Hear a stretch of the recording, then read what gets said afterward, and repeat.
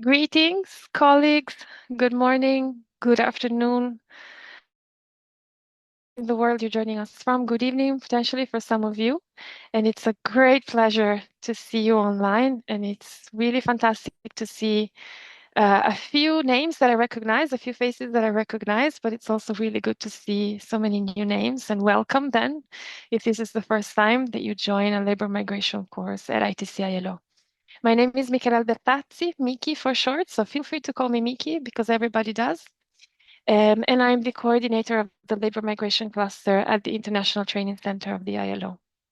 And I'm very pleased to welcome you to this opening session in the most important course that we run throughout the year, which is our Academy on Labor Migration. So before we start with the topic of the session today, just a couple of very quick announcements. The session is interpreted, so we have interpretation in English and in French. And if you would like to listen to the French translation, you can do so by clicking on the globe icon at the bottom of the screen. And then you can select the channel that you would like to listen to, either English or French. To ensure that the interpreters have the best possible audio quality, I would kindly ask you to keep your microphones closed unless you are taking the floor, which we will invite you to do potentially at some point throughout the session. We will have a few moments that will be dedicated to hearing also your comments, your reactions, and your questions. But until you do that, we kindly ask that you keep your microphones closed. On the other hand, if you have the possibility to do so, and if you would like to, please keep your camera open. We're always happy to see your faces, to see your beautiful faces. We can also take a quick screenshot at the end as a sort of a virtual group photo to start our learning journey with. If you've had already any experiences joining courses at the ITC, you know that we like to keep our sessions as interactive and as engaging as possible. So as I've already said, we're going to try and stop at different points throughout the session today to see if you have any questions, if you have any comments or reactions that you would like to share. And we're happy to give you the floor. If so, we ask that you kindly use the raise hand function at the bottom of your screen. So everything that needs to happen on Zoom, you can find at the bottom of the Zoom screen. And you can use the raise hand function. Otherwise, if you're not in a position to open your microphone for any reason, or if you're more comfortable sharing in writing, you can write your question, comment, reaction in the chat box, and the team and I can pick it up from there. I hope this was clear, and I hope everybody has settled into the correct channel as well. And then, without further ado, let me introduce the guest speaker that we have today. We're very, very honored to have Ms. Gladys Cisneros, who is the chief of the Labor Migration Branch at the ILO. So Gladys, first of all, thank you so much for taking the time to sit with us today. And I will ask you maybe a few questions to start with to sort of set the scene and ease us into the topic of discussion today. So let me start maybe with, as I said, with a broader introductory question, really trying to frame the discussion that we're going to have today. And we know and we hear more and more that labor migration is becoming more and more a global phenomenon, growing. The most recent estimates that the ILO has published put the number of international migrants at 167.7 million of international migrants in the labor force. So can you tell us a bit about how today's migration patterns reflect the changing global labor market dynamics? Thank you, Gladys, and over to you. Of course. Well, hello, everyone. It's really quite a pleasure to be able to kick off the Academy with you. And congratulations, really, for joining this particular course, which I think touches on a topic that is really of global consequence. So thank you so much, Mickey. Thank you to the team, and thank you to all of you. To begin, thanks for citing the figure, Mickey. What we saw during the pandemic, quite obviously, was a dip in global migration. But now that we're fully in 2020, 2025, or actually the data is not quite up to date for where we are exactly at this moment in time, but we did see quite a bit of recovery and quite a lot of global movement. And there has been an increase in migration over the last few decades. One thing that I do want to help make clear, and I think that the course is also going to really speak to this, is also kind of debunking some of the myths that might exist about migration. And one of them is, to your point about labor market dynamics, is that movement, human movement for economic reasons, is an enduring feature of migration. So we all see in the news, crisis migration phenomenon. Yes, there are conflicts. Yes, there are these acute drivers. But overwhelmingly, what we've seen is that the primary motivation for someone to choose to leave their home country tends to be the search for a better life, the search for a decent livelihood, and quite often that is intimately wrapped up with the need to find decent work and stable employment. And so we can't underestimate just how big the employment driver and the employment attraction is when we talk about global migration. I think you'll also touch about some of those other drivers that I mentioned, which admittedly are growing and are an issue of concern.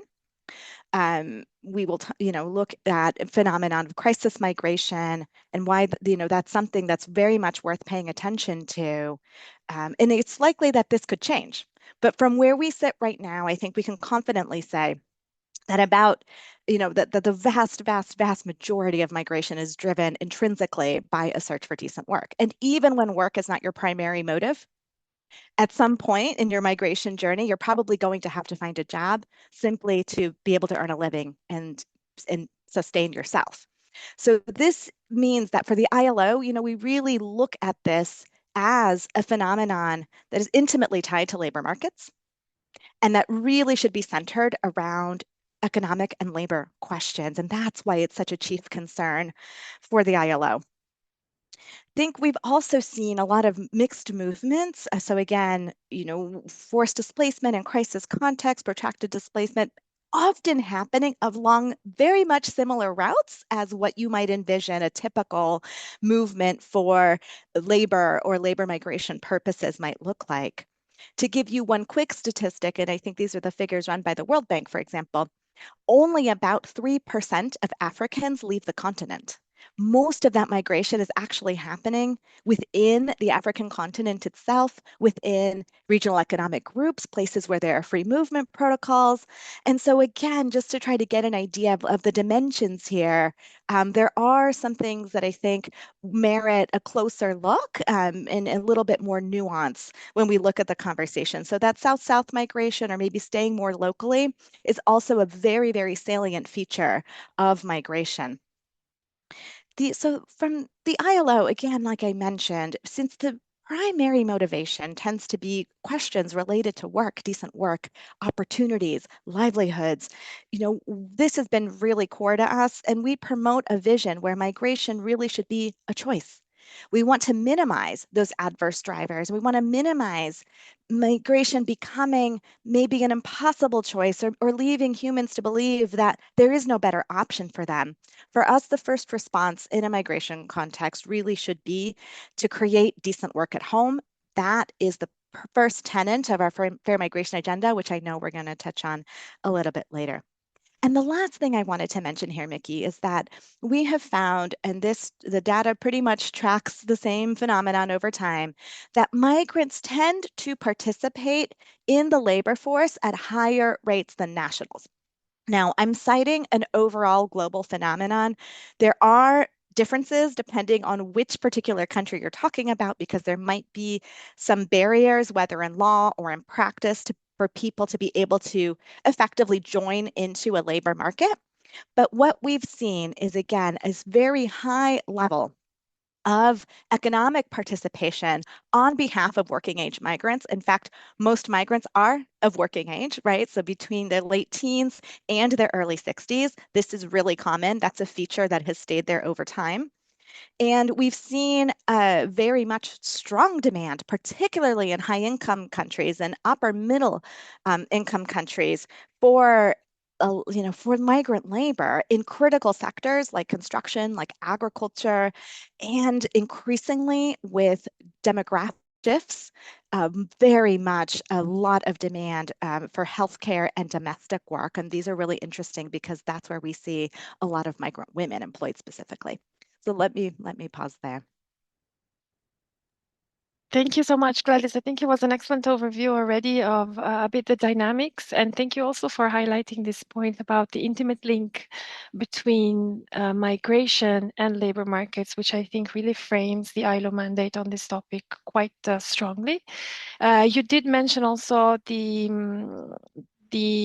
presence, the increased presence, perhaps of mixed flows, which, as you correctly pointed out, is something that we're going to explore a little bit more in the coming weeks. But also, I think 2 points that I would like to also capture before, or add, to use them as a bit of a way to move into the following question that I've prepared for us. This idea that migration should be, as much as possible, something that happens by choice and not because it's driven by adverse circumstances at home. And that choice is a choice to go look for better opportunities, a better life, and that um, decent work opportunities also form part of that better scenario the people on the move might be looking for. So then, having really set a bit the scene, having introduced the mandate of the ILO on labor migration, can you tell us a bit more about what differentiates the ILO approach specifically from other frameworks to govern labor migration or migration in general? And then how does the ILO approach really work to ensure fair practices and the protection of rights of migrant workers, which is as well at the heart of the work that we do? Thank you. Sure. So the ILO's mandate on this is actually quite clear. If you look back to our founding and our founding documents, so way back to the Treaty of Versailles, you actually see a clear mention that the ILO is concerned with the interest of workers when they labor in a country that is not their own. So again, if we're thinking about World War I, and the massive displacements that occurred, we've known very early on that workers who are leaving their country of origin actually face different challenges that merit special attention. And so we've really built it out from there. We have a mandate to protect workers and to uphold international labor standards. And that's actually a very different rule than some of the other actors that are concerned with migration writ large, but more specifically, who might touch on issues of labor migration. We thus promote a rights-based approach to labor migration. And what we do is work to ensure that the policies, that there are adequate policies that are successful policies that protect migrant workers and that are aligned with labor standards. So we anchor our work in labor standards, in human rights, and critically, social dialogue. And what do I mean by that? What we emphasize is the role of social partners. So here I mean business and workers and their representatives to be able to sit alongside governments in shaping policies. And this, for me, is really important because it's actually, and it relates to my first point, Mickey, about migration being fundamentally an economic phenomenon is often migration is seen as a security question. It's seen as a humanitarian question, right? There's all these people moving and let me intervene, or maybe sometimes an even worse reaction than that. Um, but because it's economically motivated, we believe in bringing in the actors of the real economy because they are the ones who are going to be able to disentangle what exactly is going on. They'll be able to tell you what are the dynamics in a given labor market, and they'll also be able to tell you, right, how to keep workers protected on the job. So this piece for us should be like a really critical input in shaping policies that govern migration. So back in 2014, the ILO launched what we call the Fair Migration Agenda. And this was an agenda that, again, takes their historical mandate on this, but really elevated it into the current moment. And this agenda was very recently reinforced in 2025 when the ILO just recently had another discussion at our governing body session in March. And this agenda very much champions decent work. Again, putting creation of decent work for all at the center. It emphasizes the need to recruit workers across borders fairly and protect them, and it pursues equitable migration outcomes. It calls on us to, again, do more to be able to promote and uphold international labor standards that are specific to migrant workers, especially conventions number 97 and 143. And where we have a critical role, and what I would say, Vicki, rather than saying how we differentiate ourselves from frameworks, I think it's more about what we do to influence and do our part as a UN agency to be able to build the kinds of migration policy and the kinds of labor migration frameworks that are necessary to achieve fair outcomes for all. So here I'm thinking about how to make migration work for governments, for employers, and absolutely and principally for the workers, the migrant workers themselves. So what we do is really help assist our constituents and work with our partner governments to um, ensure that consistency around international labor standards and alignment. We promote technical assistance, capacity building activities for our member states. We want to support them in understanding best practice and being able to introduce that into their own national contexts. We want to support the development of policies that really, again, bring together the actors of the world of work to create better benefit from migration. I think so often migration can be seen as win-lose, right? It can be seen as creating brain drain and stress on countries of origin. It can be seen as a stressor on local or host communities. And so this is our way of shaping an agenda that actually helps to center decent work for everyone. So it's not seen as zero sum. The other important thing to note to note here is that migration works a little bit differently than other policies because inherently it's cross-border. We're talking about involving different countries, right? I'm not going to get into the question of the internally displaced here, but really focus on migration across borders. So this means that there are frameworks being developed, yes, at country level, national level policy, but there's also bilateral agreements. There are also regional frameworks around migration. There are sub-regional frameworks around migration, and there are intra-regional frameworks and dialogues that are happening, that look at corridors or different migration flows that I think are really quite interesting and make this body of work, I think, yes, very complicated, but also quite exciting. Um, we For example, in the bilateral front, do a lot to support countries in setting up frameworks and agreements that are consistent, again, with international labor standards that look very specifically at the needs of workers. So whether that's attempting to address social protection coverage and portability, to basic rights on the job, that's something that we endeavor to do, knowing that these can be quite powerful tools for how migration plays out in practice for people. Thank you for this very impassioned response. I think there were many points that were, I think, particularly relevant for our participants. Maybe let me just stress two things. You mentioned the Fair Migration Agenda. You mentioned the GP discussion that happened earlier in the year. These are documents that you will be able to find on the platform.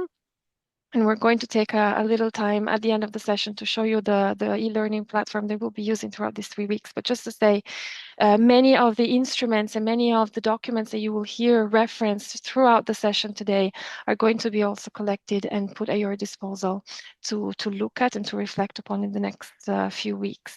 And thank you also for bringing out the central importance of social dialogue within the work that ILO does, because it's unique added value that really sets it apart in the way that it works, in the way that it conceptualizes also the the the whole way of really looking at labor markets and policies and frameworks around these issues. You mentioned international labor standards and human rights. So the rights that migrant workers are entitled to as human beings, as migrants, and as workers. So maybe I will use this as a point to go into my next question. So can you tell us a bit more about the specific measures that the ILO promotes, specifically to protect migrant workers' rights and to combat exploitation and abuse of migrants in the workplace. So combating that abuse is precisely right part of the origin of all of this for the ILO relative to its mandate. Equal treatment and non-discrimination are core tenets, right? It's a core principle, and it's embedded within our fundamental principles and rights at work. And this has been reinforced over time by jurisprudence, by guidance that we've developed, differing, different recommendations and things that we've developed over the years. We emphasize that migrant workers really should enjoy the same rights and protections as any workers, regardless of their status. And in fact, all of the conventions and all of the standards apply to workers, full stop. And that includes migrant workers, unless, of course, we're talking about some very unique and specific, small caveats for interior workers, and maybe you'll get into that minutia. But what I think I want people to walk away with is knowing that our standards are there for workers and working people, regardless of your immigration status. And ensuring that level of equal treatment is important to us so that we avoid suboptimal labor markets. We can produce better functioning labor markets if we're not producing segregated labor markets where some category of workers is only entitled to a certain set of rights and others are entitled to something entirely different. And it can create a tension or it can create a drag down on standards. And that is precisely the phenomenon we want to avoid. It also, can be one of the tensions or maybe related to either a lived experience or maybe some of the myths surrounding migration. But that threat that someone might lose, right? That your conditions and wages might be dragged down can be a really, really visceral one. It can be really intensely felt by people. And that's something, again, that we strive to avoid for the sake of all workers and also, not least of all, to ensure that migrant workers are not exploited. Migrant workers, we've seen, actually do face wage gaps. They face segregation in the workplace, right? Meaning, I'm sure you've all seen this. Some migrants do certain kinds of jobs and kind of very naturally are kind of funneled in. Some of that is organic, but some of that actually happens by design. And there can be limited access to social protection, to retirement, and to healthcare because you're moving between countries and there are gaps that happen in between. So protecting workers' rights requires a lot of, like I mentioned, bilateral cooperation and regional cooperation. It requires targeted gender sensitive responses to be able to try to close some of those gaps. And we have instruments that very much look toward protecting the rights of migrant workers and ensuring their right, for example, to be able to access social protection. One core element, you asked about some of our approaches when it comes to, preventing abuse. One core initiative that we've had here at the ILO is the Fair Recruitment Initiative. And that is, really a cornerstone for a lot of this because at the point of recruitment, at the point of being hired for a job, that is the key of decent work because it's the origin. It's that is where the employment relationship begins. And you will have, one measure or one potential test of the opportunity to access decent work, depending on how that experience goes. So if you are unfairly recruited, if you are, if you've been given a fraudulent job offer, if you've been charged an exorbitant or even illegal recruitment fee, and now you're trapped trying to pay back your debt rather than collect a salary, rather than send remittances home, rather than have that opportunity for development, then that creates a very serious challenge. And so we've been really emphatic in, really stressing that protecting migrants has to happen from the very start. And that is what has to set the tone. So we have developed we've developed guidelines that were developed in a tripartite consensus fashion. So again, the importance of social dialogue here and involving the actors of the real economy to be able to come up with practice, with practical and guidelines that actually can help to produce the kind of outcomes that we want. We've also been really involved in pushing for, decent work conditions across the board, including on questions of fair wages, wage recovery, helping to pursue occupational health, effectively for migrant workers and for strengthening those frameworks and importantly, enforcement mechanisms, right? So we need to bolster the capacity of labor inspection systems to be able to think really specifically about the situation of migrant workers and encourage them to go and see where migrant workers are. I saw this really interesting statistic, and I don't want to, use this to overgeneralize, but one statistic that I saw about the United States literally shows border enforcement spiking up over the last 20, 30 years. And then the number of labor inspectors and number of labor inspections conducted starts declining, kind of like you can see the two things going in opposite directions. And that's, again, really it's quite striking precisely because we know that migrants have more significant gaps than national workers. They tend to, are often excluded specifically from law. They can fall vulnerable to abuse, and again, the reason that they are even there is so heavily centered on the fact that they're trying to work. So to see that you lose labor inspection capacity actually is it's a pretty revealing detail if I can call it that. We have been quite active in supporting campaigns and generation of data, again, to be able to illuminate what migration really looks like. And we hope that that goes a ways toward informing policy debates, that they're grounded in truth and that they're grounded in data, that they're evidence-based, and that they can, that we can contribute to making policies that are actually responding to what's really going on. And at the same time, we hope that that helps to dispel some of the myths that might exist about migration, which is something that I had mentioned very early on. Lastly, here in terms of protection, again, I think I would stress that we do need better cooperation across labor migration corridors. We need this between countries of origin, through countries of destination, and also the countries of transit, where you are seeing workers and people moving in search of work actually staying in countries that maybe they were not intending to end up in, and they're staying there for longer periods of time. You're seeing then secondary movements. So all of the countries here, I think, really do need support in order to have really robust dialogue, to have collaboration on some of the issues we've mentioned, and to help to align some of those policies so that it's not migrant workers who are losing out as they move. Thank you. Thank you, Gladys. Thank you so much. I think the point about the role of labor inspection was particularly insightful. It's something that not necessarily becomes super evident when you start to reflect on these issues. So thank you for bringing that up.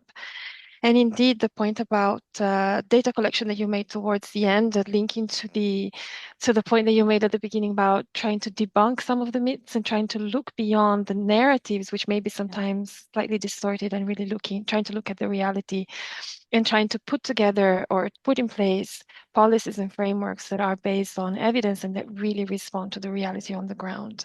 I think also your mention of the Fair Recruitment Initiative is an excellent example of a tripartite dialogue, bringing about concrete results and concrete initiatives, and hoping we know that the new phase, the new phase of the Fair Recruitment Initiative was launched recently, the second, so at the end of the first 10 years of work. So we're really looking forward to seeing what the results and what the next steps will be. I'm going to stop for a moment now. I still have a couple of questions that I would like to ask you, but I'm going to stop for a moment and try and look quickly through the chat to see if there are any comments or questions for you. But in the meantime, colleagues who are connected, if you have any questions or any comments or any reactions, I encourage you to take this opportunity to either raise your hand or use the chat.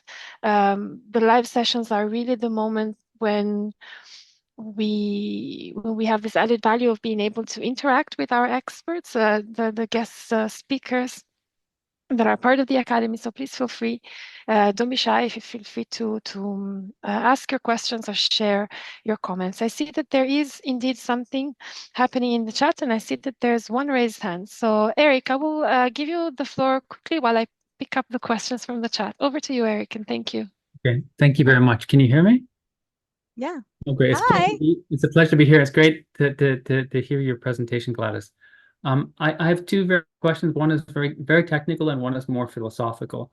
So since there are a lot of different phrases we use, and for example, when I work with a person with disabilities who are in forced displacement contexts, we've got refugees, internally displaced persons, we have migrant workers, we have migrants, and a lot of different reports I see. I'm trying to get to grapple with what's the right terminology because you've got like subsets. Oftentimes, ILO talks about migrant workers. Can we say all these persons who are crossing borders for employment or not, but have that migration experience? Is it overall framework migrants? What is the correct phrase for that? And are we leaving anyone out? Yep. And the second one is, so my great grandparents were migrants from Norway to the United States, and they were economic migrants.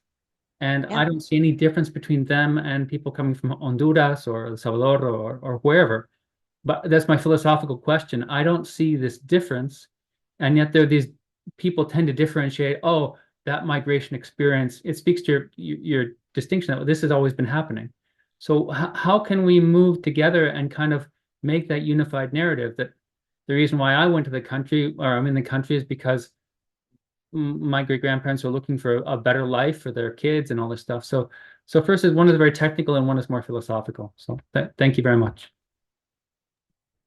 Mickey, do you want me to take that now or do like a round of questions? Maybe I can. So there's one comment in the chat, but there is also one question. So I'm going to read out the question that was asked, which is about the difference between the number of border controls increasing and the number of inspections, labor inspections decreasing.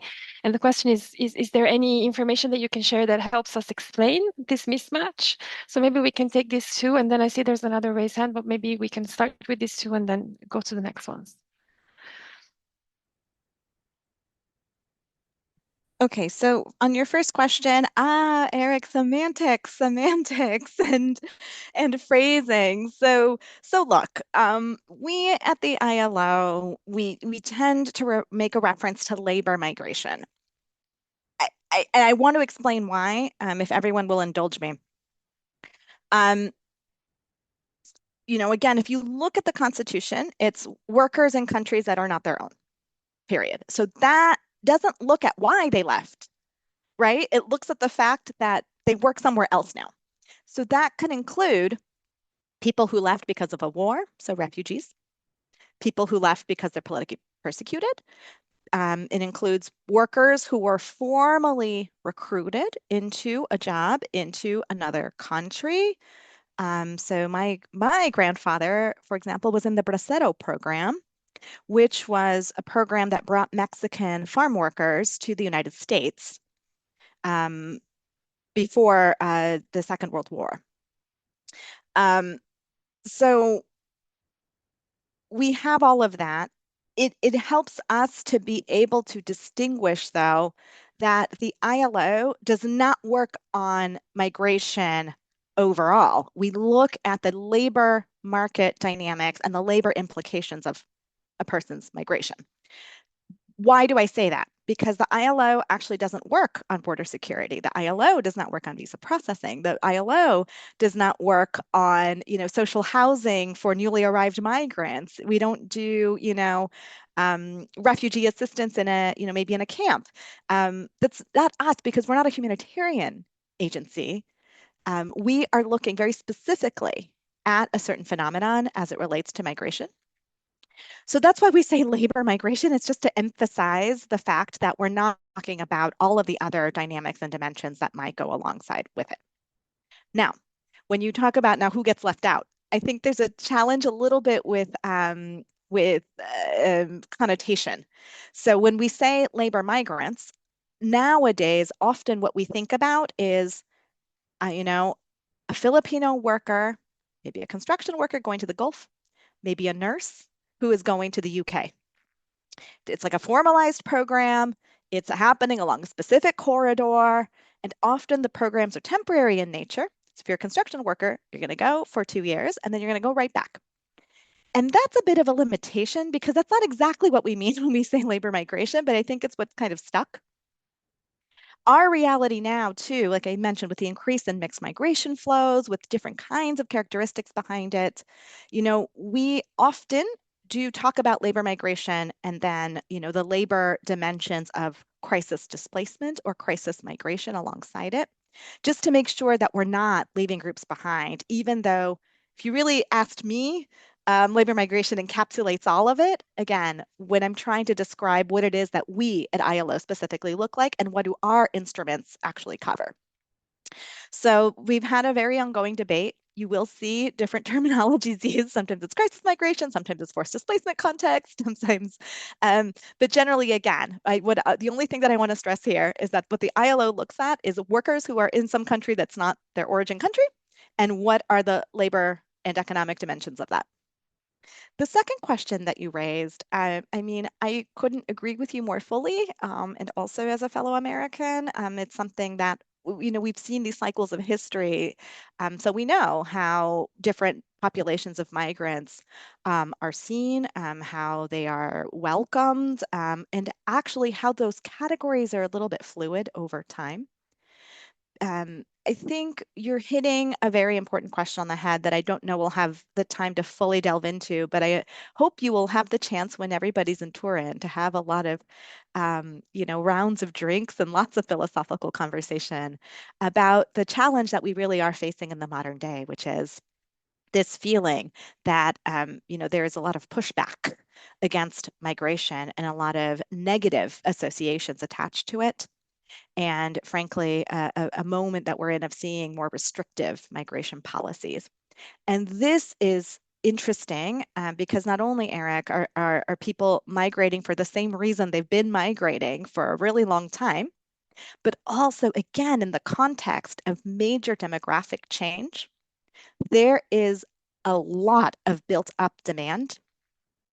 And that demographic change, I want to be clear, is not only aging societies.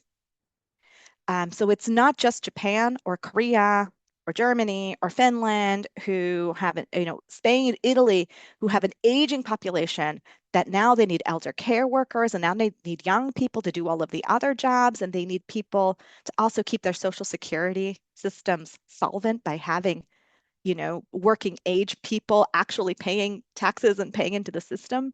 All of these social safety nets are going to collapse if you actually don't have people feeding into them. But there's also another phenomenon that we've seen in places like the Western Balkans. So let me point to Greece, where there's a generation of younger people who did not find decent work at home, who very unfortunately found themselves in times of economic crisis and very limited opportunity. All those people moved to other places in Western Europe.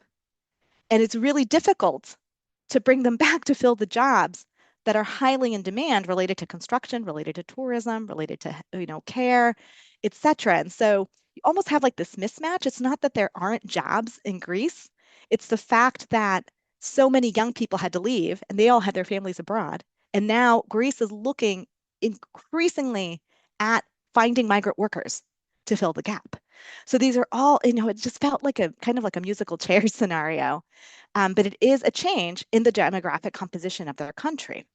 So that is going to make it so many countries really have to grapple with how are they going to have economic success? How are they going to fill workforce gaps? How are they going to maintain solvency in their economic systems for the future?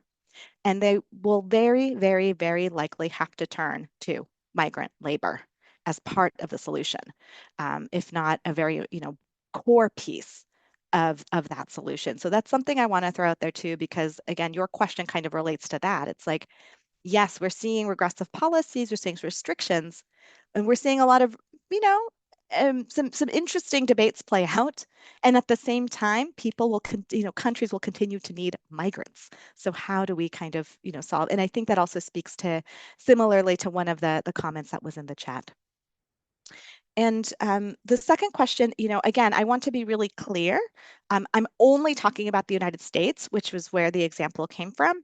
The chart, actually, it's in our book about temporary labor migration, and I wish I could pull it out because I didn't memorize it.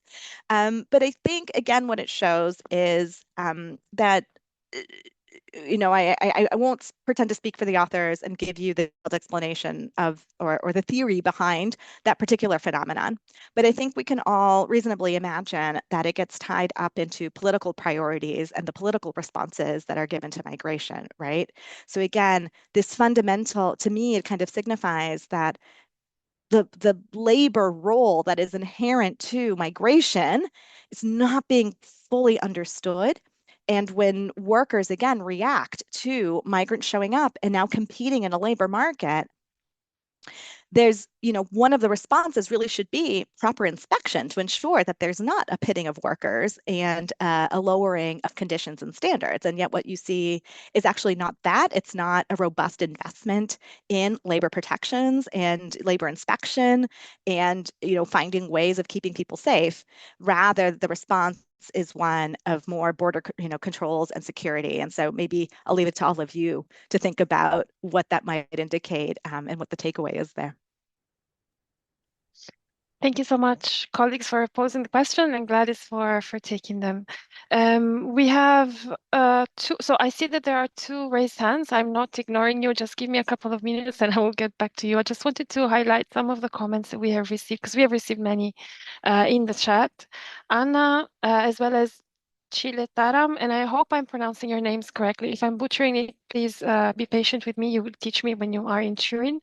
But they both raise a point about discrimination towards migrant workers. And this idea, Anna, is sort of underlining a bit this idea that migrant workers tend to have this higher participation because there's a bit of a strive to sort of prove the reason for their presence in the country. So she's saying discrimination is going to carry on existing, and this mismatch is going to continue, potentially increase. And then Chile Time is pointing out the importance of awareness raising and awareness campaigns that can help to mitigate on the one hand, to mitigate this discrimination, but also to try and change the narratives and the way that we talk about migration.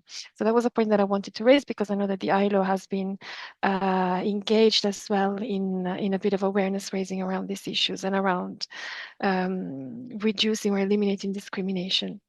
Then we have Muriel and Ahmed, who both bring up the question of the consideration, or taking into consideration, the local dynamics and how we can balance, on the one hand, the sort of the international frameworks that need to be then translated and adapted and implemented into national local context, but also trying to balance the internal labor market needs with the pressures that might be coming from abroad, for example. And then we have one last point that I also wanted to highlight. Both Arisha and Sophie, they ask questions that revolve around the skills dimensions of labor migration. Arisha is asking about how the harmonization of skills can be crucial to facilitating the mobility of a skilled workforce at the global level, but also Sophie is highlighting the need to identify the right indicators and the key indicators that can help us see whether those programs, those initiatives are effectively facilitating skills mobility and economic integration. And I don't know if you have any reaction to these points that are raised now, and then I'm going to go to the raised hands that are very patiently waiting in the background. Thank you. Yes, of course. Thank you so much, colleagues. I see you're quite engaged, and this is terrific. So, on the question of discrimination, I think I want to. I mean, this is such a collective task, and I'm so excited to have this group who's delving into these issues and wants to see better outcomes from global migration, specifically, around labor migration.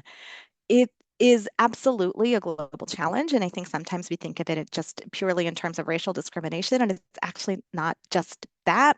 There's forms of ethnic and national discrimination. There's gender then that gets mixed in.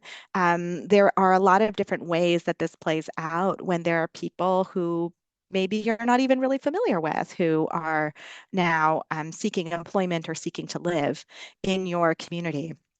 I think the question of awareness raising is absolutely essential. And I would actually take that one bit farther because I think about this all the time. In the UN, we talk a lot about changing the narrative and having, a positive, narrative around migration. And we're committed to that. And yet I also think about the people that I know that maybe vote a certain way, who maybe are not going to look at me as UN expert and think that I am being honest and truthful in whatever it is I'm pushing.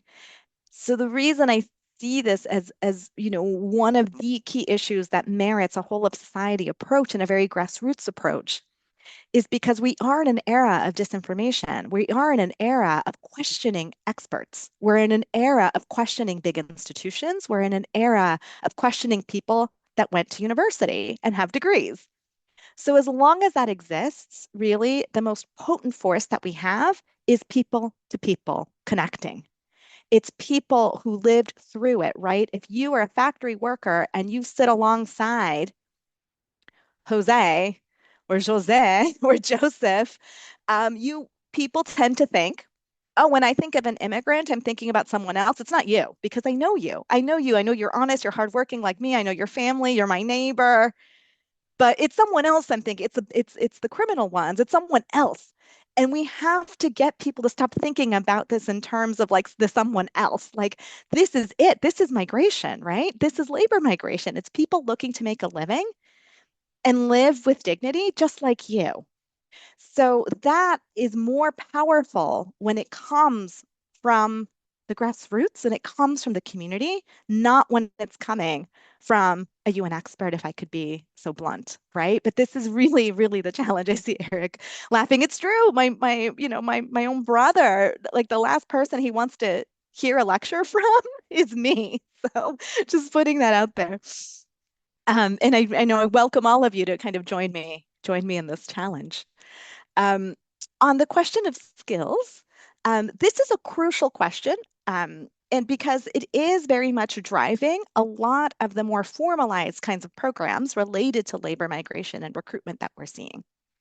There are acute workforce gaps, some worse than others, in a variety of countries. Again, many of them high income, upper middle income, and middle income. So we're seeing a broad range there.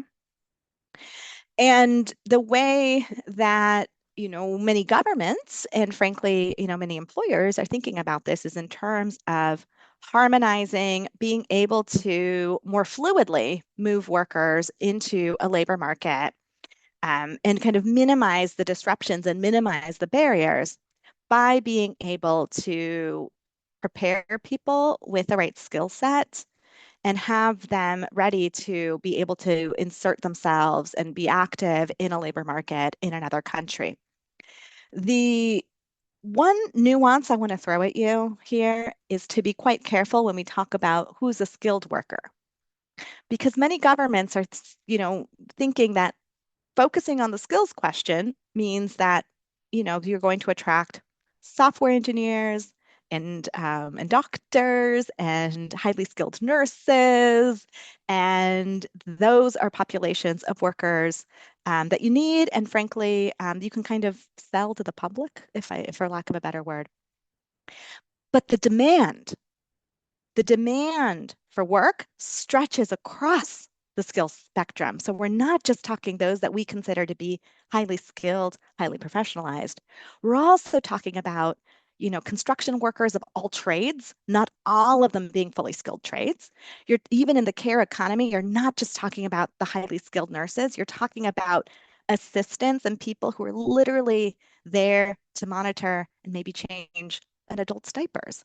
So this is like the really broad range. I believe that all work requires some level of skill, right? So we do have a skill spectrum and we've codified that within the ILO even. But I just want to make sure that when we talk about skilled workforces, that we really actually mean the broadest possible spectrum of those skills. Because again, if I come back to the example of Greece, right? Like the reason why young Greek people had to leave to find something else is because the jobs that ultimately became available at home are not as attractive. they don't pay as well, or maybe they're doing work that's below their education levels or their skill levels. And that's just, that's just not a good enough reason to become home, to come home even when you might be homesick or maybe when you might long for your family. So it's that, I really don't want to call it unskilled labor, but that is what some of the taxonomy sometimes refers to it as. That also is the big gap that is one of the ones that is essential to fill and the ones that actually keep economies really moving. And again, that doesn't quite fall into quite the same, conversation as skilling necessarily. And alongside skilling, we are also been very emphatic that, being skilled doesn't just mean that you are now more marketable and now you can like move somewhere else and voila, global economic problem solved. Skilling also needs to come with a sense of empowerment. It needs to come with a sense of your rights, of being able to defend those rights. It comes with a sense of being an agent. In the case of domestic workers, just to highlight this one, again, a profession that has been seen as not work, right? It's something that mostly women get to do at home, and they should be happy to do it because they're women. It's not seen as work, even when you hire someone to perform it in your home.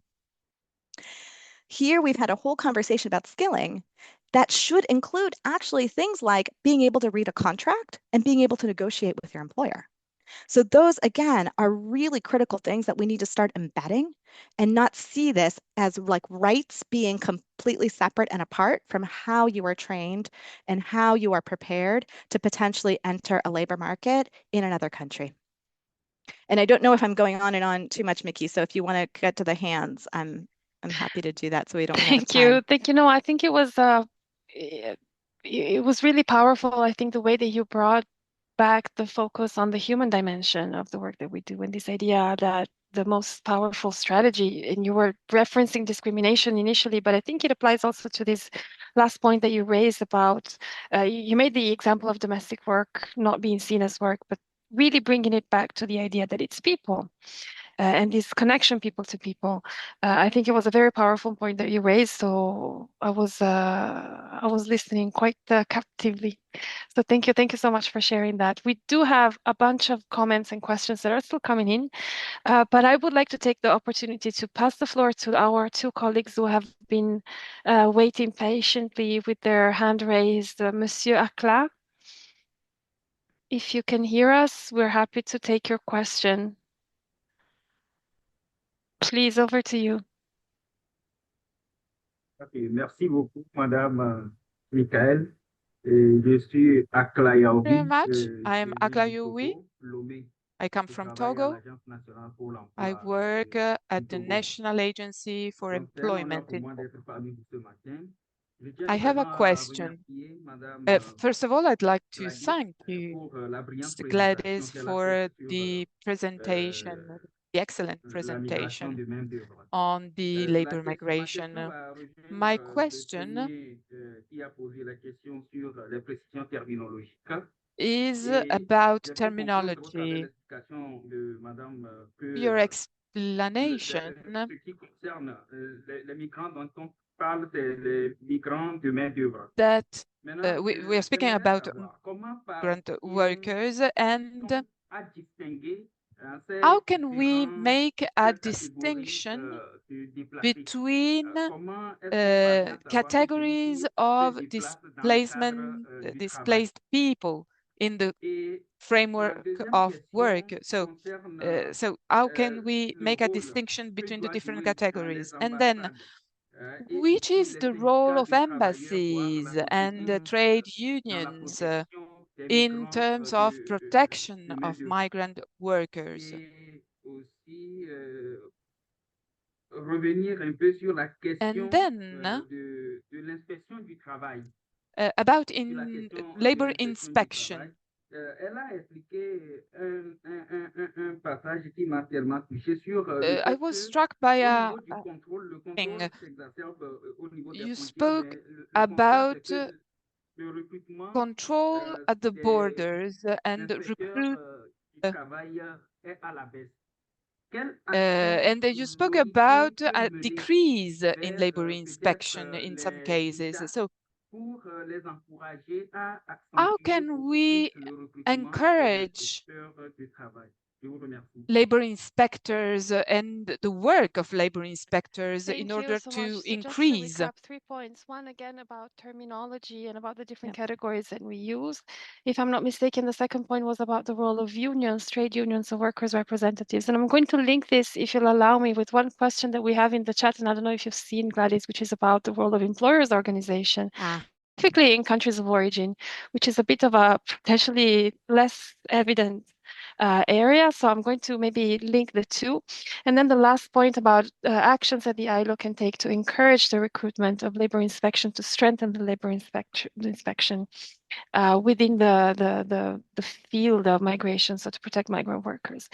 We have one other raised hand. I see it's only an acronym CBASG. So please, if you can hear us, over to you. We're happy to listen to your question as well.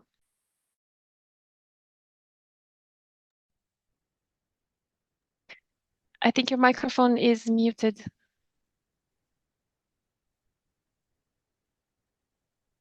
Bonjour tout le monde. Good Je morning, suis everyone. Cédric Tamboué, I'm de la Cedric République démocratique du Congo, du of Kinshasa. RDC. Je crois que j'ai eu un souci avec We quelqu'un ce hear matin very badly. et c'est pourquoi je n'ai pas pu mentionner correctement mon nom. C'est Cédric. Alors, Sorry, but je we suis très can't content d'être hear. parmi vous.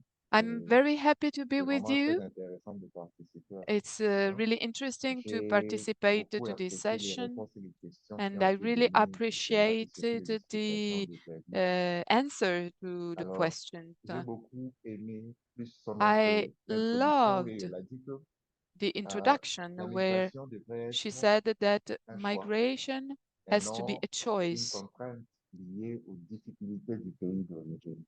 and Fort this malheureusement, is c'est le cas not to pour be la plupart des gens qui migration migrent should not généralement be pour des difficultés driven liées à des by pays d'origine. the Donc, je parlais de lack difficultés of aussi en étant à job, ceux of qui travaillent dans le secteur problems de, in du terms of domestique, des employeurs employment auto-employeurs, economy. So des this is travailleurs domestiques. extremely interesting, but Alors, unfortunately, this is je not suis en train de always me the baser sur case. des vidéos So qui circulent très récemment sur les réseaux sociaux où on voit sorry, but généralement des unfortunately, we femmes de hear pays just bit and pieces. de l'Est qui migrent pour le Moyen-Orient et sont vraiment dans la discrimination, entraînés dans la discrimination de la, ils sont dans la maltraitance. J'ai beaucoup aimé quand on a parlé de l'inspection du We travail. Je crois spoke que c'est about une réponse discrimination, que je voulais attendre. Alors, and j'aimerais this is savoir, another important topic pour ce cas de that has to be dénonciation, tackled. que doit-on faire pour arriver à dénoncer ce genre de choses au niveau de l'OIT? So Et what quelle can est la be responsabilité? done? Quelles How sont les can we responsabilités des pays be d'accueil? accountable Quelles sont les for responsabilités des pays d'origine de the ces personnes? origin Ce sera countries? tout pour le So how moment. Je crois que d'autres réponses can seront we dans les explications react qu'a to donné this? Gladys. Merci. Everything, and thank you. Thank you so much, Cedric. So if I understood correctly, it's a bit about the different responsibilities or the sharing of responsibilities between countries of origin and countries of destination. So going back to the points that I think you made a little bit earlier, Gladys, about the shift in dynamics between countries of origin, countries of destination, countries of transit, and how this is affecting a bit the dynamics. So I would stop now for the moment. And over to you. Sure, happy to try to tackle as much of this as possible in a short amount of time. So coming back to the question of terminology, and I think, kind of relates to Eric's earlier point as well. When we think about forced displacement phenomenon, a couple of things happen. First of all, if you are the victim of war, let's say, conflict breaks out, you need to move to some place that's more secure, you cross border, maybe you actually are a refugee. The reason that the migration labor has also been really complicated, Eric, to be and colleagues, the reason that's been complicated is because if you're a refugee, there's actually a totally different international legal regime that is attached to it. And in some cases, if you actually are conferred refugee status and you're accepted for resettlement, you actually get more rights, so to speak, than other immigrants, potentially.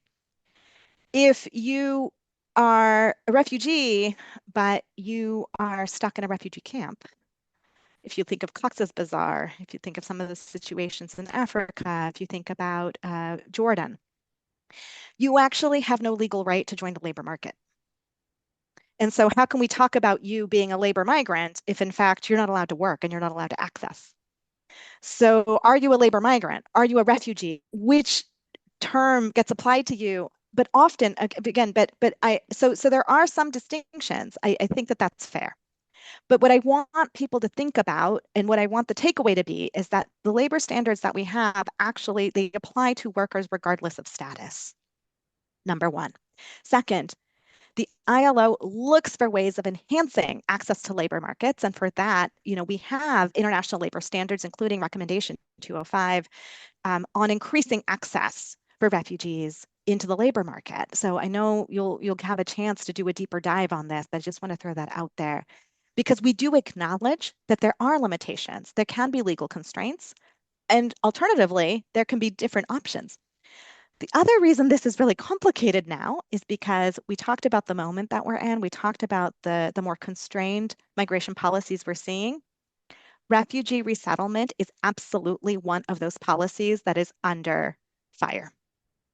And just UNHCR last week shared with us that last year, refugee resettlement decreased by 85%. So at a time where we're seeing more protracted conflicts, at a time where we're seeing crisis migration and mixed flows, the option to be able to resettle as one traditionally was able to do in the architecture that we've built up, in the past 75 plus years, all of that is being questioned and some of that is being remade. So when you see things like these third country agreements, when you see people having to apply for asylum somewhere else, when you're seeing the large quantity of denials to asylum seekers and those seeking refugee status, this all kind of, there's a big confluence of this happening at the same time.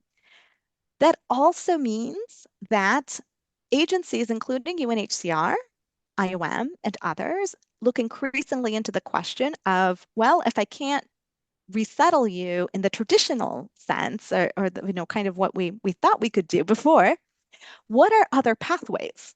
What are other legal options to be able to move people into a more secure place?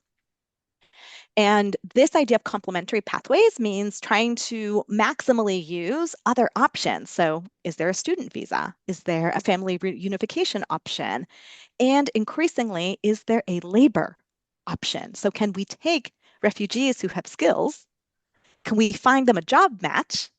And can we move them there based on labor, not based on the fact that they are actually refugees, right? So this is all coming together now. You live in quite an exciting time, I would say, that some of the very frameworks, some of the underpinnings of our system are under live debate. And hopefully you'll get to participate in some of these conversations. On the role of the different actors, one, role of embassies. We actually are of the opinion that embassies have a very key role to play, or to be more specific, consulates, in providing services to their citizens when they are abroad, and particularly when they're working. We do a lot of training as ILO for consular officials to be able to understand the labor dimensions and labor protections for their nationals. We hope that they can serve as first points of contact, when they encounter challenges. But I also want to be very careful, and I think maybe we have some government officials in the room, on how to do this in a way that actually, respects rights of workers. Because often what we see is, if you're a country of origin, there is a tension for you too. Your country probably really benefits from migration. Your country probably benefits from the remittance flows that come in. Global remittances, I think, are on track for 2025 to reach over $685 billion, if I got the figure right. I don't want to incorrectly cite that, but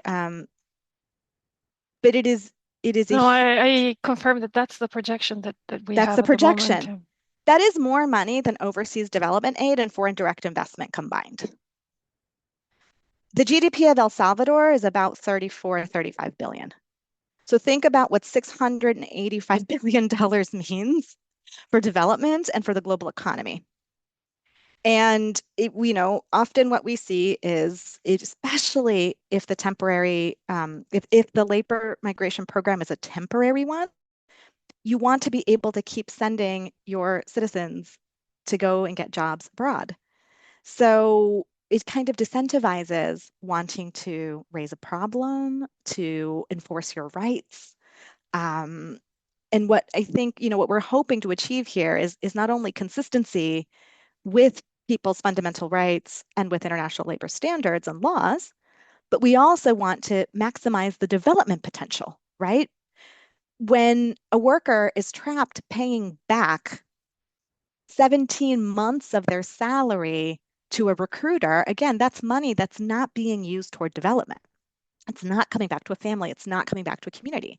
When that money is in the hands of smugglers or criminal trafficking rings, as is increasingly the case in some notable corridors, such as the U.S. Mexico border, that is money that is going to go into a black market. It's not money that's being used for development. And so protection of labor rights, yes, it has to happen for its own sake, but it also has to happen because it's going to, the lack of doing so actually has severe implications for how migration is actually used for force toward development. So I just wanted to put that there.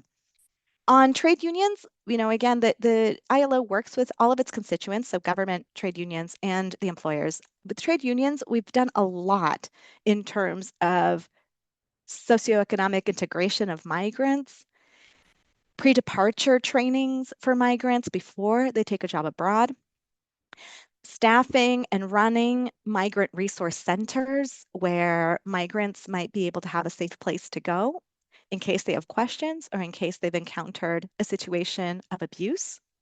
Migrant resource centers, for example, have been successful in getting back unpaid wages for migrant workers. And those have been, really, really successful examples of how you can activate, particularly the trade unions in the country of origin side. But we do also have migrant centers in the countries of destination, again, to be able to serve as those safe spaces. One of the innovative tools we've also developed with the trade union movement has been a bit of a trip advisor, if you will, an online platform to be able to rate your recruitment experience. It's called the Recruitment Advisor. And this is a way of crowdsourcing, right? Of getting workers to share their own testimony and their real experience about what happened with their migration. How was their recruitment experience? How was their recruiter? Were things transparent? Were they easy to understand? Did they encounter a problem? Did they feel deceived? All of that to help workers support other workers who might be thinking about making a similar migration journey. These are all just, just a handful of examples of the power really that can come from working with organizations of workers in the trade unions. On the role of employers on the country of origin side, this is a fascinating one. And one thing I'd like to highlight is that increasingly there has been a lot of discussion about brain drain, about countries of origin feeling that they spend a lot of money, they put a lot of investment into their education systems, into skills qualifications even, into preparing workers to go abroad, maybe investment in their consular capacity to be able to protect those nationals when they're abroad. But what does it mean when your working age population leaves or your young people leave? Or maybe you have skill shortages of your own. We saw this in a really dramatic fashion during the pandemic, where many countries that had for time immemorial sent nurses abroad suddenly realized that they did not have enough healthcare workers of their own to manage the situation. So this created, I think, a lot of soul searching, not consternation, about what should migration look like. Some of the more innovative examples now of labor migration, such as the Global Talent Partnership that is being pursued by the European Union, looks at skilling workers to not only move abroad, but to actually leave more workers who are prepared to enter job markets at home in industries where they are also needed. So the idea is to create almost like this like surplus, right? Not everyone needs to go abroad to get a good job or to be skilled, right? Some of those same skills are absolutely needed at home. And some workers actually prefer that. Again, coming back to this idea that migration really should be a choice and not something that has to happen out of sheer necessity. So I think in that sense, understanding what the local economy also requires means that employers, local employers, have a really important role to play. And often what we've seen is that local employers are actually not fully on the same page as, some of the voices that are calling for more migration, more labor migration, how do we skill and how do we move people somewhere else? Because they feel the labor shortages coming toward them like every single day. I've heard this in Guatemala. I've heard this in countless countries. And in that sense, it's also worth engaging the employers on, well, what kind of an employer are you? And are you creating the conditions where people might feel that working for your company, working for your business is actually one that offers me also a pathway to decent work? And so there's ways of engaging employers, again, in influencing the kinds of policies that are being made and making sure that we create scenarios that are not zero sum or lose-lose. And it also means, again, engaging them thoughtfully in ways that they also might be able to become a more attractive employer and look at things as part of a policy mix and not look at migration abroad as a silver bullet that fixes everyone's problems. Labor inspection, I think part of it comes from, how we generate thoughtful policy, how we, maybe insist and advocate for how investments should be happening and where attention should be paid in terms of protection for migrants' rights. So that's something that I think unilaterally I couldn't say here's how you do it in this country or the other country, but I do believe that these discussions where you bring together labor and employers to talk about what they actually need and how these systems can actually succeed, raising those questions around labor inspection capacity and insisting that there be, attention paid to this, proper training, sufficient number of inspections, not conveniently forgetting to inspect certain, workplaces, and also making sure that when we talk about labor inspection, that it is done for labor purposes first and foremost. Labor inspection is not a mechanism by which to go and introduce migration enforcement policy, for example. So it should be done with an eye to do what labor inspection fundamentally is designed to do, which is to ensure fair working conditions consistent with law in the workplace. And so that also must be reinforced before we all go in and say, throw in labor inspectors. Thanks. Thank you so much, Gladys. I think you also very good at already weaving into your responses some of the potential answers to the questions that I had already prepared. So it's very nice to see that we've been able to really touch on the whole spectrum of topics and themes that we wanted to highlight in the session today. So thank you to the participants also for helping us really bring this out. Wanya, I see you have raised your hand. For the sake of time, I'm going to take your question as the last one, and then I see that there are a few comments and questions already in the chat, and maybe I'll pick them up as we move to the conclusion. Wanya, over to you. Yes, hi, good morning. Gladys, wonderful presentation. I think it's a really good introduction in what the month is going to be like. Just quickly to point to some of the things you spoke to earlier, we recently started to do some work in terms of a labor market assessment within the community, the Caribbean community that is. And we would have seen similar patterns in terms of movement to work. So when we were digesting the data, we noted that the movement of our community nationals showed that their participation in the labor market is greater than the participation of locals in their labor market, as well as third-party nationals in the labor market. So that basically pointed to a system where community nationals are moving to work. But we also noted in that same study that there's a large part of our labor force that is operating in informality. And so I wanted to see or wanted to hear a little bit more about that. Generally, what are the rights that persons, migrant workers have when they work in the informal sector? And what is the work or the focus that the ILO currently has in moving, segments of our labor force from informality to formality? I think it is important to speak to that as well. Thanks.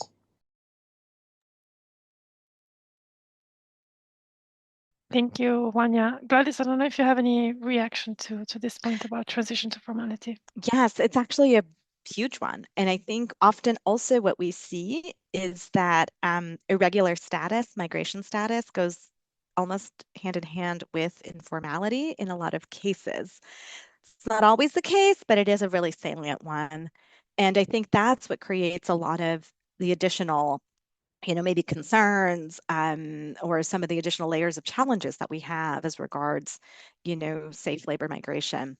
So we at the ILO have made it a top level priority to address questions of formality and to help both enterprises and workers find pathways towards formalization. So we have a priority action program. That's kind of what we call some of the, very cross-cutting a team that we have that is looking to coordinate this work at very high level across the organization, knowing that it is timely and urgent, but also is a topic that, again, spans so many different areas that the ILO works on. Again, related specifically to this question of formalization as one of the biggest pressing concerns of our time. We, as the migration branch, participate actively in that working group or in that form of driving priority actions on the question of formalization. Again, I would come back down to the fact that all workers, again, regardless of status, have rights in the workplace. All of the labor standards applies to them equally. Obviously, the challenge in enforcing that or having possibilities of really lifting up standards becomes more complicated if the work is underreported, if it's happening in a situation of informality. But that doesn't absolve any of us, from looking at basic rights protections for everyone, regardless of which sector of the economy they're performing their work in. I think the other important thing here to remember is that many people, what they react to when they have a negative impression of migration is this idea that migration is unregulated, that migration is happening in a way that is uncontrolled, that migration is happening in a way that is not meeting needs. And so the question of formalizing, some of this actually can go a long way to making sure that people have safe and legal options for being able to move, should they wish to, or should they be in a situation where really that is the best option. And so we're only very much skimming the surface here, Wanya, because I know that this is a very complex topic and I know it's an important topic. But I hope, again, as you go through this course, that some of those other elements are also illuminated. Thank you, Gladys. And indeed, Wanya, we do hope that in the next few weeks, some of the discussions that we will have, both in the online plenary sessions, but also in the more in-depth, more focused elective tracks that we're going to be hosting in Turin, that some of the pieces are going to start falling into place. So once again, I'm very conscious of the time also for our interpreters working behind the scenes, but maybe let me take the opportunity to mention one of the points that was raised recently in the chat or lately by Shamir about the role that climate change plays in migration. So maybe ask you a bit of a wrap-up question. And so we've looked at the situation, more or less what it is today, and looked also a bit at the historical evolution of the work that the ILO has been doing. You mentioned starting from its inception in 1919. But then what would you think are the key trends to watch that are going to shape the work that the ILO is doing in the next 5 years or so? So looking at the future to wrap up. thanks everyone for all of your engagement. And the climate change question actually is a really important one. It absolutely is becoming a greater and greater driver for a multiplicity of reasons, right? One is, if it's a climate-induced disaster, your home might be a place that, maybe it's wiped off and you have to leave. Maybe because of global warming, you're seeing higher rates of crop failure, and you're seeing places, become really unsustainable for living. And so that might also make you move. You're also seeing phenomenon in, for example, the small island nations, notably in the Pacific, are really grappling with this, which is rising sea levels, making their countries disappear. And countries like Tuvalu now have formalized agreements with countries like Australia to be able to relocate people over time, knowing that the ability to maintain your territorial integrity is being eroded literally every single day due to rising sea levels.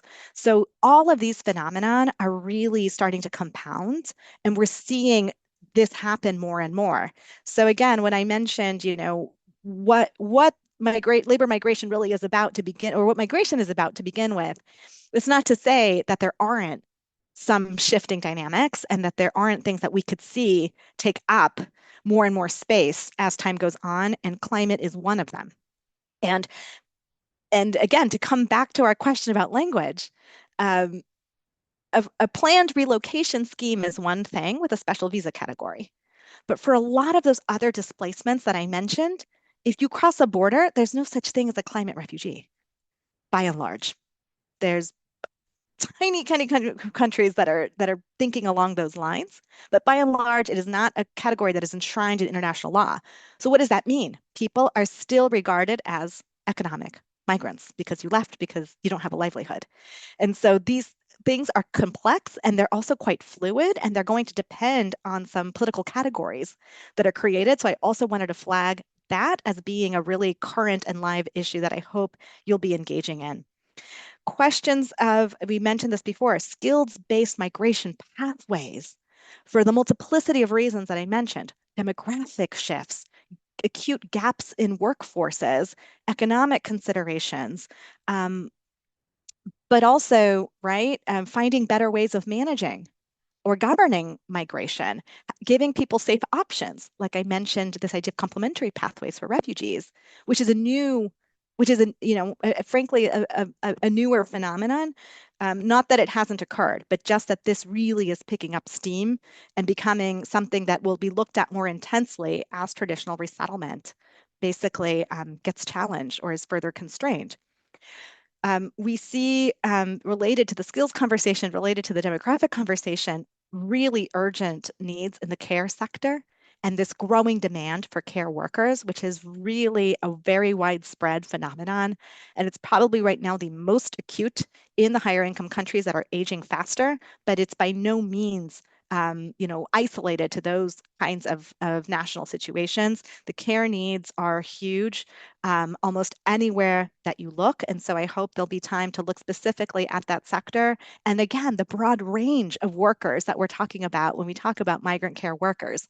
One interesting thing, and I'll nerd out for a second, is that of working migrant women, 1 in 3 of those women works in the care sector. And that's compared to 1 in 5 non-migrant women or national women workers. So there is this very strong, significant representation of migrant women in the care sector that I think is only going to grow as the numbers, kind of demand it. So, and we have to think about the way the economy is changing and what the future of work looks like. And that includes digital labor platforms, right? And in new ways that is intersecting with migration trends. Often what we see is that, and again, this is almost related to the question of formality itself, right?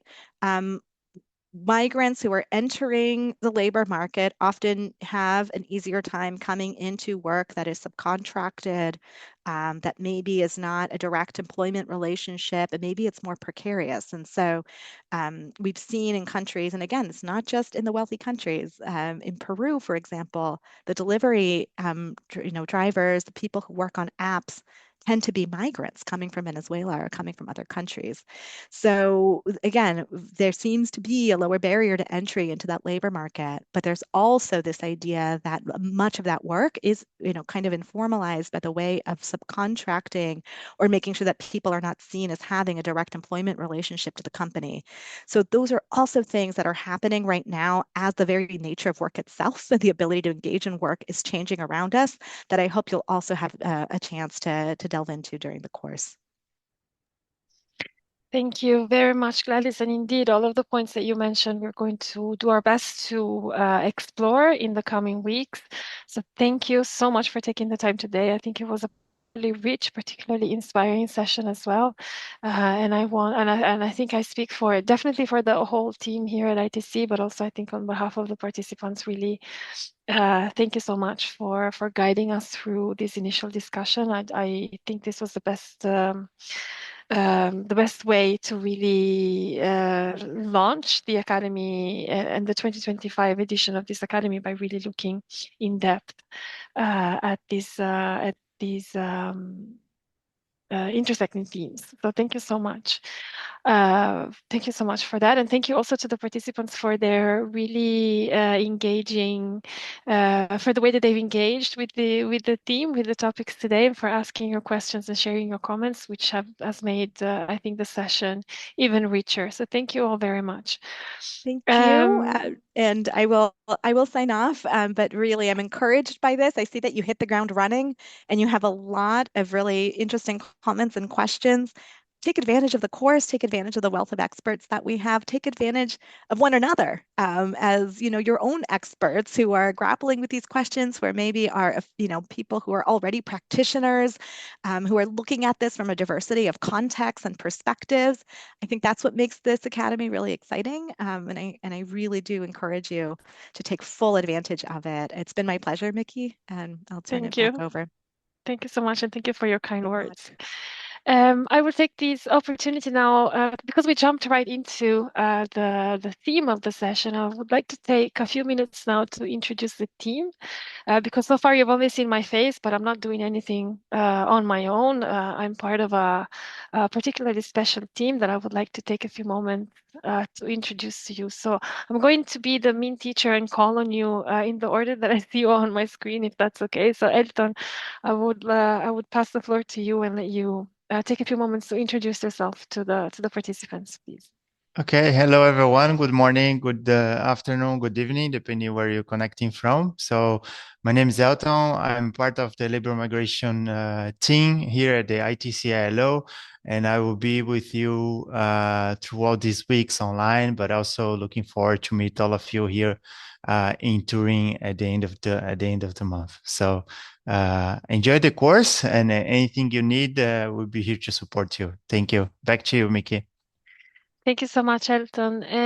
I will ask Marion if you can introduce yourself. For the participants, Marion is going to be speaking French. So if you would like to switch to the French channel, this is your time to do so. Over to you, Marion, and thank you.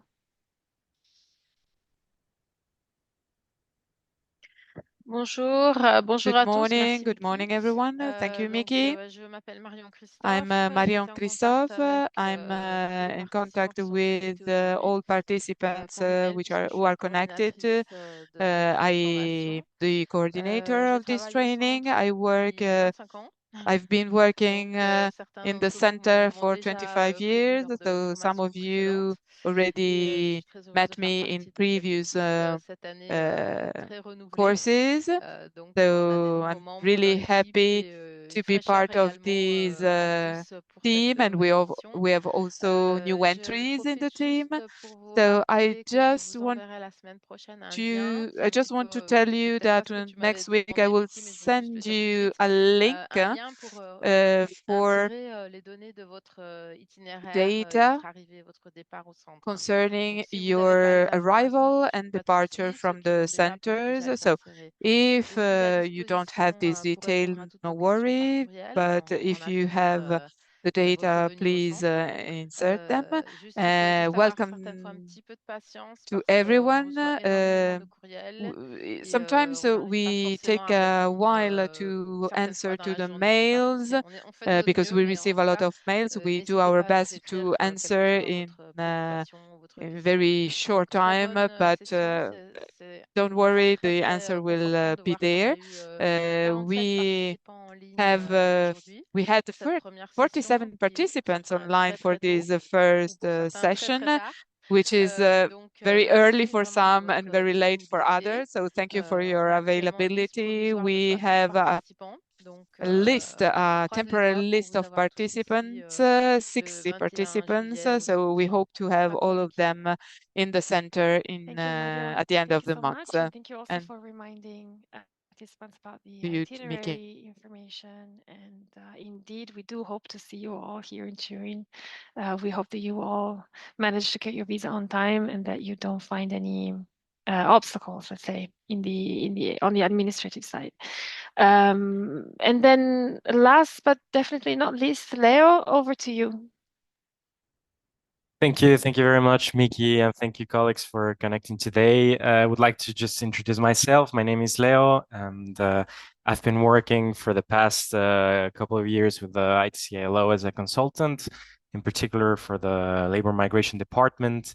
And it will be my pleasure to provide support to you, dear participants, via online during these upcoming weeks. And also, it will be my pleasure to welcome you in turn in the Labor Migration Academy. So I wish you all a great learning journey, and looking forward to meet you all on campus as well. Up to you, Miki. Thank you very much. Fantastic. Thank you, Leo. So also for you to know, Marion will be a bit your focal point in to support with the arrangement, more the administrative and logistic arrangements to ensure that you can participate in this academy, while Leo is going to be more of the, so he's going to take the role of tutor, especially for the online platform during the online phase. So if you have any questions or any problems in accessing the platform that we're going to show you in a moment, please feel free, first of all, to reach out to us directly, but also to put Leo in CC or to reach out to him directly to get the support that you need. And I have, so before we move into the platform, maybe just one last thing that I didn't mention at the beginning, which is that all of the sessions in the online phase are going to be recorded, and they're going to be recorded in both English and French. So a few hours at the latest the following day, a few hours after the session or the following day, you will find the recording uploaded on the eCampus. So you will be able to either review the sessions if for any reason you would like to refresh some of the concepts, some of the thoughts, some of the topics that were discussed, or if for any reason you have to miss one of the sessions, you will be able to watch the recording afterwards. So nothing really will be lost, but everything will be captured and made available to you on the eCampus platform. Speaking of the eCampus platform, maybe Elton, I can pass the floor to you now. Thank you, Miki. So speaking about the eCampus platform, so let's just go for a quick review on what the eCampus platform looks like. So you probably have received already your access with your username and password. So please log in as soon as possible and start to familiarize yourself with the eCampus that you're looking on your screen. Of course, if you sign up as a French-speaking participant, then you will see the eCampus platform in French. Otherwise, if you sign up as an English-speaking participant, you will see the eCampus in English. I'm going to show it in English because my French doesn't allow me to show it in French, but the same that you see here in English, it applies for the ones in French. So once you log in the main page of the Academy on Labor Migration, you're going to see 3 sections. The first one on useful information, where you can have a course overview. What about the campus life? I mean, once you're in Turin, the information about the what's happening on campus and so on. Also, you can see the short bios of our team. So me, Mickey, Marion, Leo, and other colleagues that are joining remotely, and also the course agenda of this online phase. So you click in each of them, and then you can see further information. Just to give an overview, so on the course overview, you have all the information about the course, so introduction, objectives, the content, and so on. But what I want to reinforce here is the course structure. So the course have some tasks that you need to complete in order to obtain your certificate of achievement. So not only the plenary sessions, that are the sessions that we're connecting online on Mondays and Thursdays, or either AM or PM in Turin, but also we have quizzes, we have some tasks, the face-to-face sessions in Turin, the elective courses that you need to sign up, that I'm going to show in a moment, and also the participation in the group work and the final essay. So everything, it's here in this table. So is the assessment structure for you to have a closer look later on with your time. Take your time. Don't worry about too much about the numbers right now, but just make sure that you are aware of the course assessment structure that is important for you to obtain the certificate of achievement at the end of the academy. So going back to the main page. So once you have gone through the useful information, you could go to the getting started section, where we're going to kindly ask you to update your profile. So tell us who you are, a little bit about yourself. So you have your profile updated at the ITCILO eCampus system. Then we have this second one on choose your elective course that is really key for the face-to-face component here in Turin at the end of the month.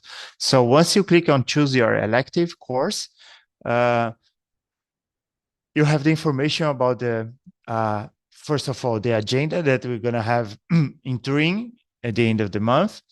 And here are the sessions, the elective sessions that you need to choose between. So the AM sessions, we have the developing and implementing a labor migration policy, extension of social protection to migrant workers and refugees, bilateral labor migration agreements.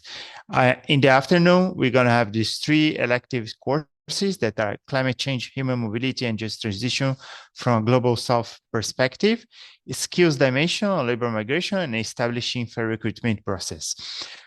So you need to select one elective for each time of the day. So AM 1 session and PM 1 session, because these 3 sessions are happening at the same time. So you unfortunately, you are not able to be in 3 different places at the same time.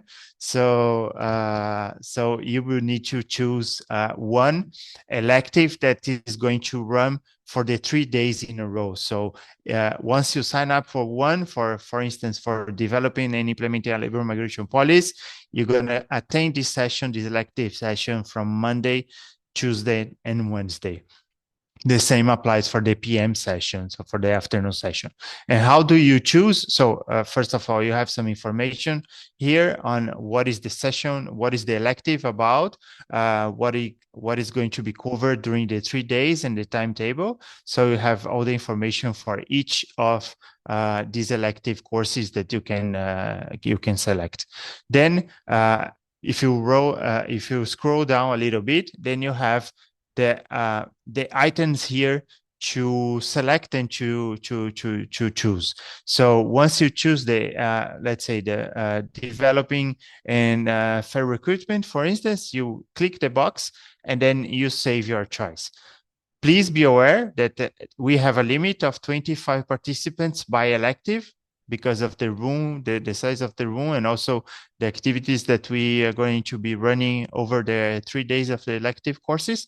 So if you already know which elective course you want to take, please go to the eCampus and select the sessions that you want to take, and save your choice as soon as possible. So you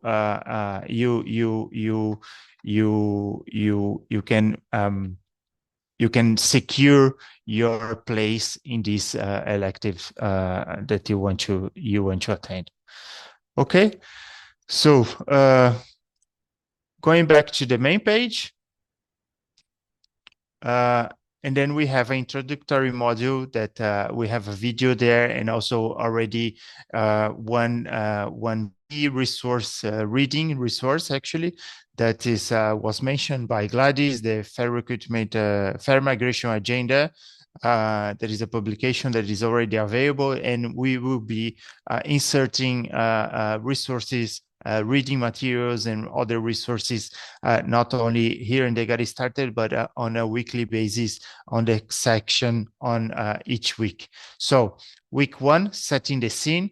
We were just here on the first live session. So live session, the LO approach to labor migration. And then we meet again on Thursday, 3rd of July, 2 p.m. Turin time, on the second session, adopting a rights-based approach to labor migration. So looking at the international labor standards on labor migration. Another thing that is you're going to see here on this on a weekly basis are something that we are calling knowledge pills. You're gonna see there's nothing here yet that you can see. So, but at the end of today, you will see the first knowledge pill here on social dialogue and labor migration. It's a short recorded video that it's touching upon a specific topic. So each week we're gonna have 2 knowledge pills for each. That it's an addition in terms of topics that we are covering during the labor migration. That is important to give you some basis also for discussions on the main topics, on the plenary sessions, but also on the elective sessions that we're going to be having here in Turin. So once you finish the knowledge pills of each week and you attend the sessions, you can go to the discussion forum of each week, and also taking the quiz of each week. So every week of the online sessions, we're gonna have one discussion forum and one quiz that you need to complete, and it's part of the assessment structure that I was showing before. So this is, in a nutshell, the eCampus platform that you can go there, you can explore it, and you can start completing the activities. So you don't, let's say, you don't add too much on your daily activities at work, at your home, because we know that we all have work responsibilities, family responsibilities. So please make sure to just take a few minutes, a bit of time to complete the activities on time. That is really important for you to obtain the certificate of achievement at the end of the academy. If you have any issues, any questions regarding the eCampus platform, we are all available to assist you, to support you. Leo is also giving the big support in terms of eCampus, but please feel free to reach out to any of us so we can address any questions or issues that you may have. So I think that's it in a very quick overview, but feel free to shoot any questions that you have. Otherwise, I'm sending back to you, Mickey. Thank you, Elton. Indeed, there are a couple of questions in the chat already. So there is one from Eric. He says, under the activity Meet the Course Team, there's a prompt. So there's a button that says make an entry, add entry. Eric, this is because the tool that we used to create this repository of the profiles of the team members, and it's going to be the same with the experts, is called a glossary. And the reason why we've done that is because it's going to allow you to to see, whenever you see the name of that person mentioned throughout the platform, by clicking on the name, you will be taken to their short profile in the Meet the Experts or Meet the Team section of the course. So it's a question of internal coherence. You are not required to make an entry in that tool. It's for us to showcase a bit the profiles of the team or the different guest speakers that we will have during the plenary sessions, but also of the trainers and the lecturers, the instructors that you will meet in Turin. So I hope that clarifies for the first point. There's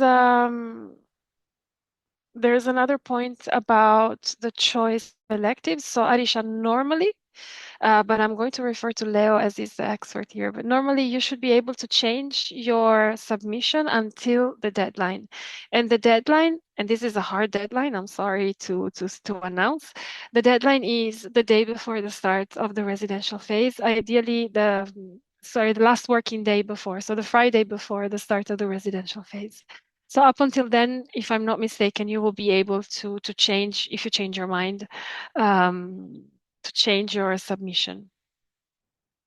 Regarding the timings of the sessions, Esther, I'm sorry to say that because it involves so many different pieces falling together, so we need to make sure that the speakers are available, we need to ensure that the interpreters are available, we need to ensure that the team is also available. So there are a lot of different things coming together. So the timings are, unless otherwise specified in any case, and if that happens, if there are changes, we'll make sure to reach out and let you know. But for the moment, no changes are foreseen. On the other hand, what we offer is, as I mentioned a little bit earlier, the possibility. So all of the sessions are recorded, and we upload the recordings in both languages on the eCampus. So you will have the chance, in case the timing is inconvenient on your side, you will still have the chance to interact with the material. Of course, it's not going to be live; it's going to be a recording. But it's the best option that we could figure out to make sure that the sessions could be accessible to participants coming from so many different time zones around the world. I see Elton is sorry, apologies. I see Leo is sharing his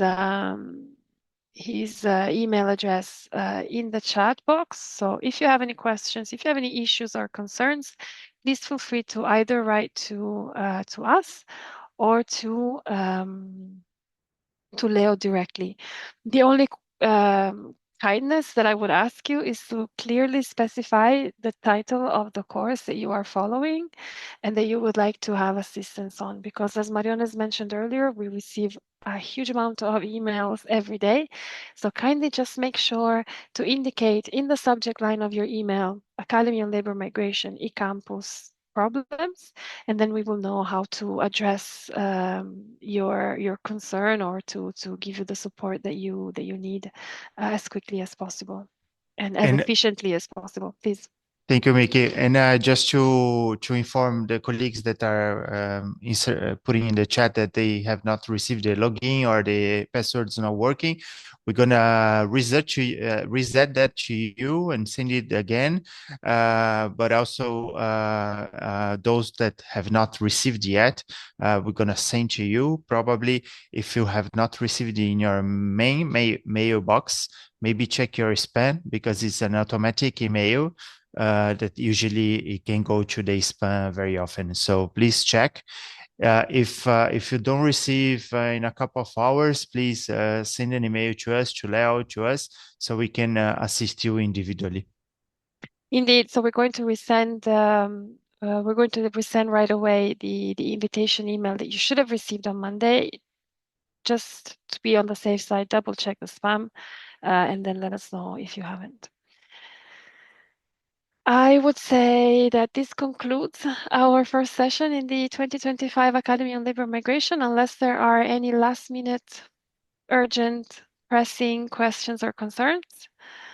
Then I don't see a lot happening, but yes, please. Yes, I see Marion, but maybe just before giving the floor to Marion, maybe just to to do something that you said that we would do at the end, a virtual group picture. That would be nice for the launching the opening of the Labor Migration Academy. So let me just maybe give the floor to Marion, and then we can take a virtual group photo with all the cameras on and so on. So if you can already start opening your cameras, that would be nice, so we can get a screenshot of all of you smiling at the start of the academy, and hopefully we'll have all of you here in Turin, so we can have our group picture here with a much bigger smile in our faces. So Marion, over to you.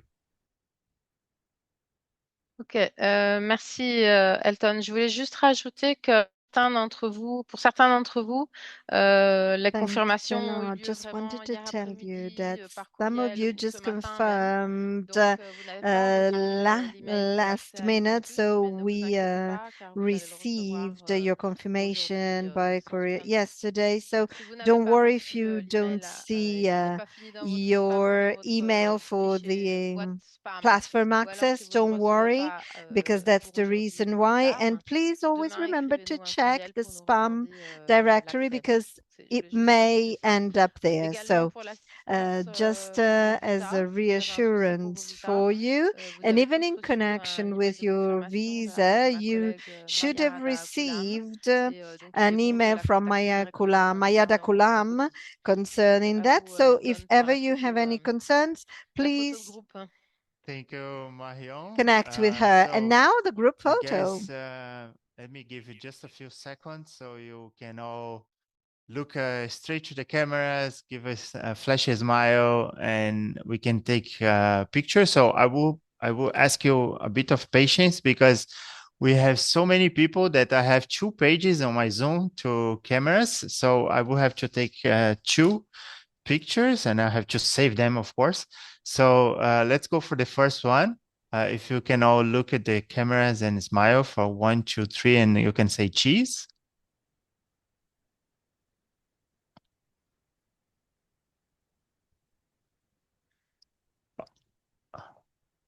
Okay, I think I got the first one. Let me go for the second.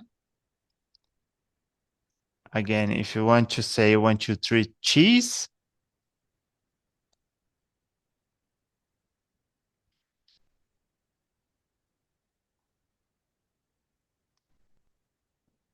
Okay.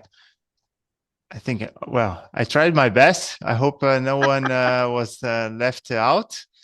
I hope my colleagues also took a few pictures from their side, so we can maybe do a bit of collage. But otherwise, anyway, we'll have an opportunity to have a full group picture here in Turin with all of you. So thank you very much, and back to you, Miki. Thank you so much, Elton. Thank you for taking the initiative also on the virtual group photo. It's been a pleasure to spend this couple of hours with you all today. So thank you for taking the time to participate in this opening session. And I really look forward to the coming weeks and to the discussions and the exchanges that we're going to have. That's it for today. We will see you on Thursday, 2 p.m. and hopefully in Turin. Thank you all and have a lovely day. Thank you. Salut, Yannick.